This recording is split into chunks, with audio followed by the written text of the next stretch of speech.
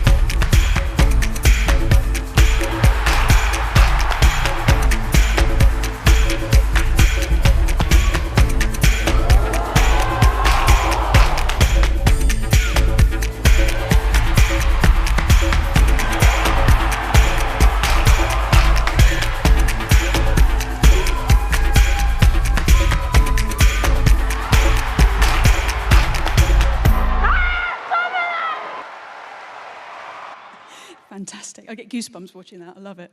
So, hi everybody. Welcome to the SVG Europe's Football Summit. I'm here today with Director of the Women's Professional Game at the FA, Kelly Simmons. Hi, Kelly. Good afternoon. Hello. Okay, so it's taken women's football some time to gain commercial traction versus the men's game, but since the landmark Summer of Women's Sport in 2019, which of course included the Women's World Cup, we're definitely on our way there now. So what's been achieved so far, and is there still a long way to go? Yeah, I think 2019 was key. I think if we just go back the year before, then that was when women's football in the Super League became fully professional for the first time. So we're quite early, really, in our journey. I'm not sure that everybody realises that. I came in towards the end of 2018. It had just gone fully professional. Martin Glenn, who was our chief exec at the time, asked me to come in and have a look at the Women's Super League and how could we sort of drive transformational change. And I think if I had to sort of sum it up in one sentence, I'd say there'd been a lack of ambition around what the Super League could achieve. So we've been on a journey since then. Obviously, Barclays came on board really early as a record sponsor in terms of the women's game. I think that was really important, both in terms of their investment, the credibility of their brand and their track record of investing in football, and their help to sort of raise the profile and awareness of the WSL. But then I think obviously the key point came when we were able to go into the market for our domestic rights and the partnership we've now got with Sky and BBC, which I'm sure we'll talk about. So we're on a journey. We're bringing in brands. We've got the domestic rights sold for the next 3 years. We're selling our rights with Pitch International across the world. So we're in a number of territories now across the world, and that's helping bring in new revenue that we can invest in the game.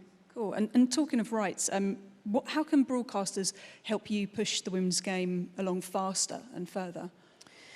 Well, they're absolutely fundamental. I think if you look at the audience numbers pre-Sky and BBC, they were pretty low. There might be a game on a week, maybe on BT Sport, but not every week. It didn't have a regular appointment to view, and it was seen by very few, I think. So I think when we came to look at the domestic rights, we talked as a board really early about what were we looking to achieve, and obviously audience growth. We're in quite an early stage of our development, and so we're still building audience. We're building our fan base and building our interests, and so audience was absolutely fundamental to us, and obviously revenue as well. So audience and revenue are the two key things, but audience absolutely being probably the most important thing that we wanted to achieve from that. And I think if you look now at what we're achieving with Sky and BBC, and we talked about it, didn't we, earlier on, if you take the League Cup final last week, which was a sellout at AFC Wimbledon, fantastic game of football, just under 1 million people watched that on BBC Two. The previous one, I think it was about 20,000 people watched it. So that's a shift. About 1 to 1.5 million people a week are watching our live games. Another 1 million are watching the highlight show on BBC One, the women's football show on BBC One or BBC Two. So, significant audiences really in sport that are helping us to put the WSL on the map and help grow our fan base and bring in new revenue that's ultimately going to make the women's game sustainable in its own right long term. Yeah, and on the subject of fans, what do viewers, what do you know viewers actually want from women's football at the moment, or is it still a point of build it and see who turns up, see what's going to develop? Yeah, I mean, obviously it's sort of developing all the time. I think first of all it's football, and so viewers and fans want a quality product. So there's a whole raft of work which this audience won't be interested in that is all about trying to improve the quality of the product through performance sciences, through player care, through investing in our coaches, making sure that, and the pipeline of talent, so that we have a blend. Our ambition is to have a blend of world-class and English talent. So a lot of work to go into improving the quality of the product. And I think you can see that year on year, if you've been following the women's game, that the quality of the product, again, it gets better and stronger every year. And then there's the competitiveness. And I think, if I'm honest, probably last year, that was the thing I was the most nervous about. There felt a gap between the top and the bottom. Of course, it's still there. I suppose it'll always be there. That's why some are top and some are bottom. But it really felt marked last year. And I think partly that's because some of those clubs are in really the early stages of development as professional football. If you take Tottenham here, they were a grassroots football club 4 seasons ago. They're now professional and they're fighting for a Champions League spot. So that's how fast the game is changing. And on fan engagement, the game's changing fast, the audience is developing. So on fan engagement strategies and content, what's proved to be successful so far, and why do you think that is? And what are you actually, or who rather, not what, who are you actually looking to attract to the game? Okay, so obviously our content strategy, is absolutely fundamental. We're about building awareness, building engagement, and we've got a sort of clear content plan across all of our channels. I think you may have seen, I don't know if you saw, but there was some research numbers that came out, I think it was a couple of weeks ago, and it said that some of the Women's Super League teams, like Chelsea, they have higher engagement levels than 12 of the Premier League clubs. So not only, obviously, centrally are we trying to push engaging and interesting content through our channels, but some of the clubs are doing a really fantastic job of that and are getting significant reach and engagement to the point that they're outperforming some of the men's Premier League clubs. But, they are, obviously, we've got some huge global brands in our league. What's working well? Probably no surprises, things like the goals, obviously, the goals, the big games, some of the personalities we've got, whether that's personalities who are moving over into work in the men's game as well as the women's, like Emma Hayes. I think that Emma Hayes, will do well. We've got some big stars in there like Sam Kerr. We've also got women who are increasingly using their platform to champion key messages. And all of that stuff works really, really well as well. But yeah, between us and the clubs, I think, so it's a key part of our strategy. We've got to keep building awareness of the WSL. We've got to drive engagement levels and ultimately then transfer those people over to watching our live games and attending. And I think probably the attending bit is the next big push coming out of COVID we've really got to focus on. Yeah, bums on seats. And data is a big element of football coverage these days, of course. As the women's game is still playing catch-up, what's your data strategy for the women's game? Because you've obviously got a lack of historical data. So how does that affect, graphics and things like that viewers that are used to Premiership games want to see and are kind of expecting to see? Yeah, so our official data partner is Stats Perform. They've been in place now for, I'm not sure, 3 or 4 years, I think. And we've recently extended that to the Women's Championship and the Women's FA Cup. And obviously they produce data that then goes out through, to the media, to our broadcast partners and to help drive content on our social channels. And that's an important part of, building fan interest, building fan engagement. You're right, historically it's tough to get data on women's football, but and there are some incredible people who look back. There's a book came out recently about the Women's FA Cup where somebody forensically trawled the history of the Women's FA Cup. So there are some people doing some great work, but of course it's a challenge. We can't sort of turn the clock back. So all we can do now is make sure we're capturing the right stuff moving forward. Right. And You mentioned already the rights deal that you helped broker for Women's Super League with Sky Sports and BBC Sport. So how is that transforming WSL, and what will be the ongoing impact of this kind of coverage? Well, I think first of all it's transforming in terms of the audience numbers. I think the Women's Sport Trust put some research out recently that 6 million new people, this was just sort of the first block of the season, 6 million new people had watched women's football that hadn't watched it before, and interestingly 6.2 million were watching the Super League that weren't watching men's football. So that suggests that we're bringing in a new and additional audience on top of the research that we've got, that the fans most likely to engage are those who are following men's football, following the club, a male skew, transferring over those sort of 16 to 34-year-olds. What was the next part? Sorry, what was the next bit of the question? How is the new deal going to help further your coverage?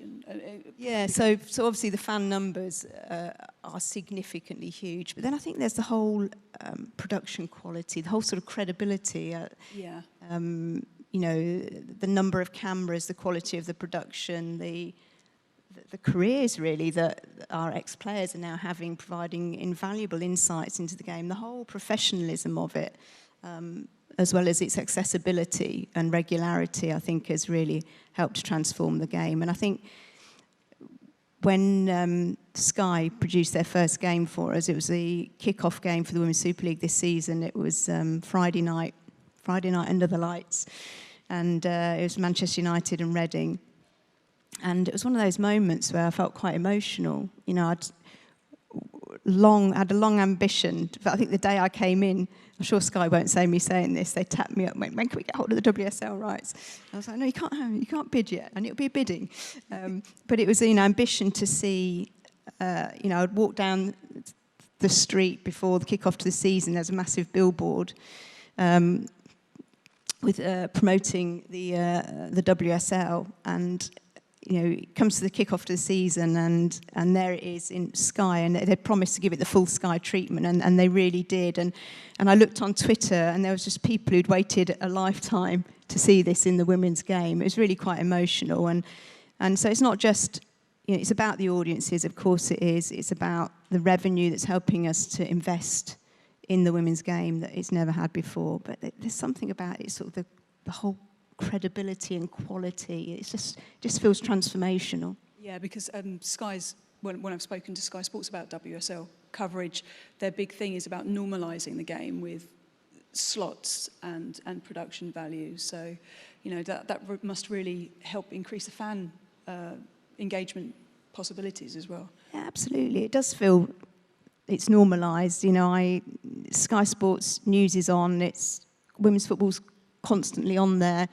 You know, it's across all of their channels. The BBC are doing a fantastic job promoting the women's game across all of their channels, driving sort of huge numbers that are seeing the WSL for the first time, maybe, and staying with it.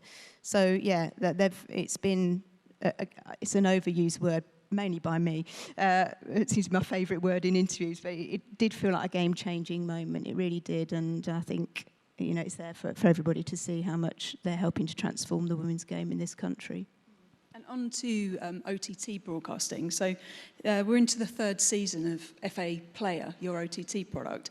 How's that helping drive the game? And how has the broadcast deal with Sky and BBC kind of changed, perhaps, how you view it? Or Yeah, no, it's a great question. So I think it's sort of how important it is and why it's important. Maybe why it's important is probably changing. So I think if you sort of go back to sort of 2018, 2019, we've got the deal with BT Sport, maybe sort of one game a week maximum. I think, and for a lot of people obviously haven't got, you know, access to sport behind a paid wall. So putting the games on our own platform and being able to push them out there, you know, was hugely important in terms of generating interest and building the fan base. Possibly less so now, because obviously we've got 2 to 3 of the 6. We only got, you know, it's a 12-team league, 6 games a slot. 3 of those are often live, either on BBC or Sky. So sort of less critical in that sense now.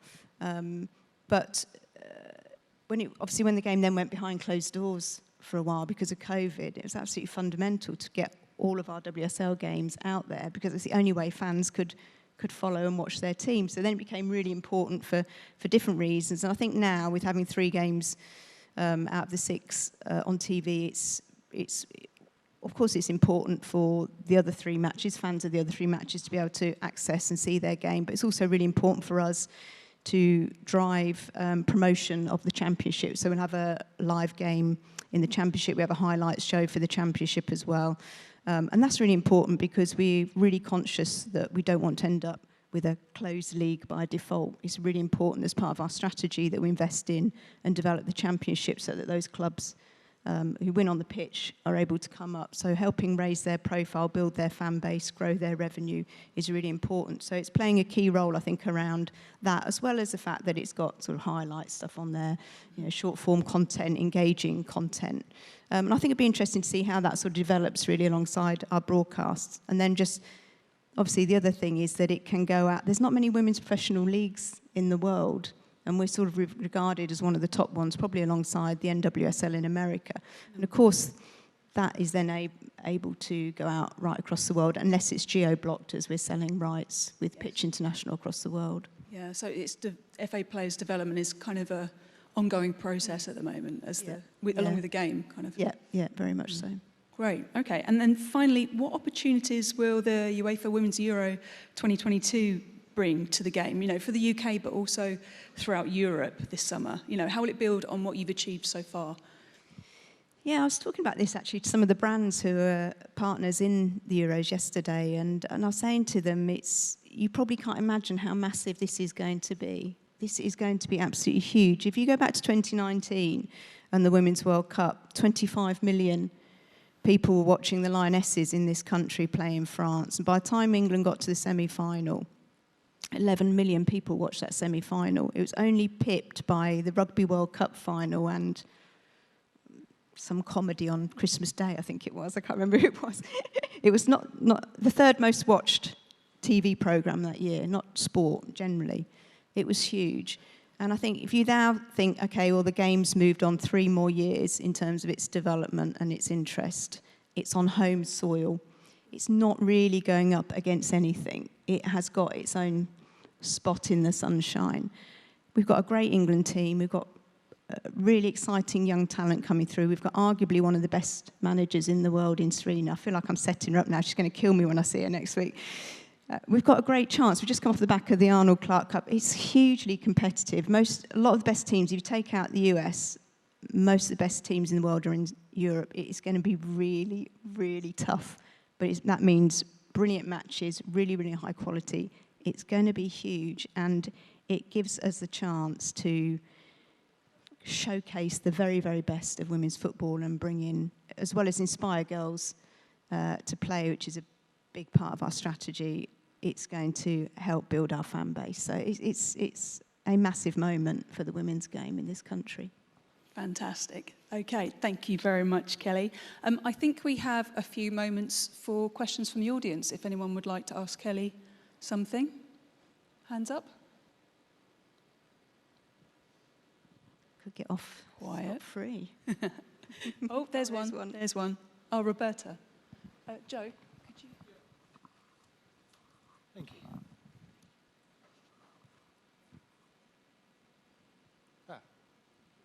It's all right. Hi, Kelly. Hi. I have a question on the production side. Do you think that there is a need or there is an opportunity to produce football in a different way when women are playing and when there is perhaps a large audience of women? Is there a case for that? I'm just interested to know. Sorry, I didn't catch all of it. Produce the football, the experience, in a different way because it's more female. Is there perhaps an opportunity for that, to explore different ways? It's a tough one, isn't it?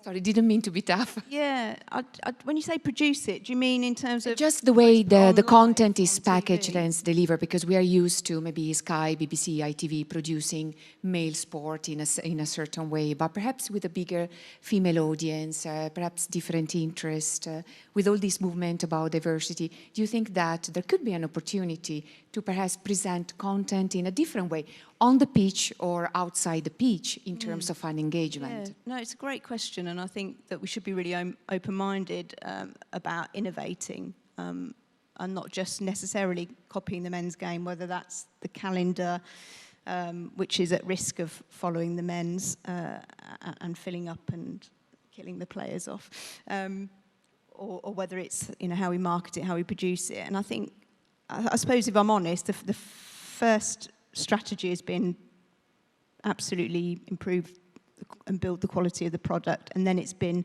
to get that product out there and build the fan base. And we have got some ideas around innovation, but they're more around competition, and I don't want to give them away yet, but there's some stuff coming out potentially on that soon. But no, I'm not sure. I think it's a really interesting question. I don't have a specific answer to it, really. I don't know. Any thoughts from your side? Or? No.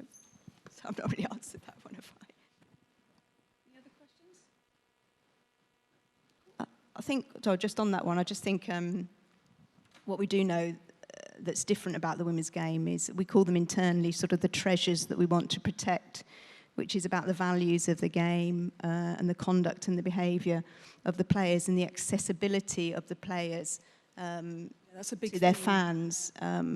And it's sort of, and we know that the fans really, really value some of those things. And it's sort of how do you keep, as the game grows, how do you sort of keep those things that the fans find different and special, I suppose, about the women's game as you build and grow it. And that's probably one of the challenges we'll have. It is. Okay, well, that's it for this section. But now for something very special. Kelly, please stay seated. 1, 2, 3.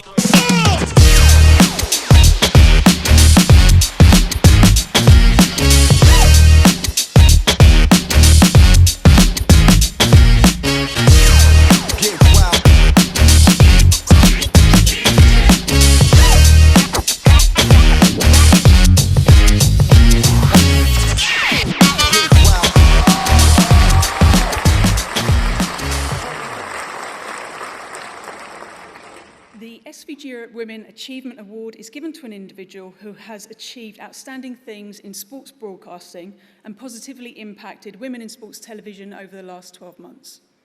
Kelly Simmons, the FA's Director of the Women's Professional Game, was awarded an OBE in 2021 for services to women's football.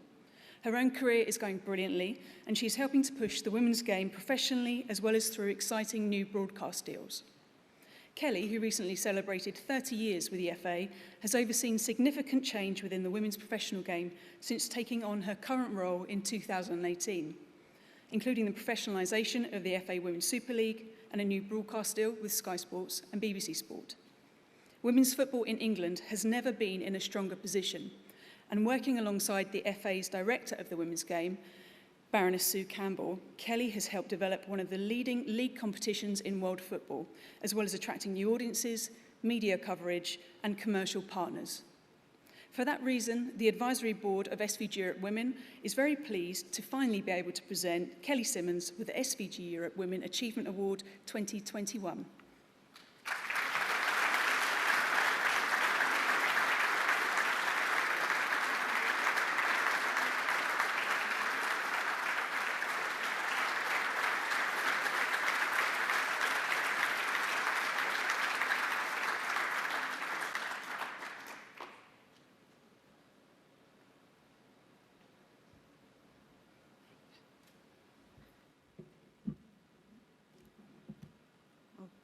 Thank you, Heather. Thank you, SVG. I'm very honoured and delighted, so thank you very much.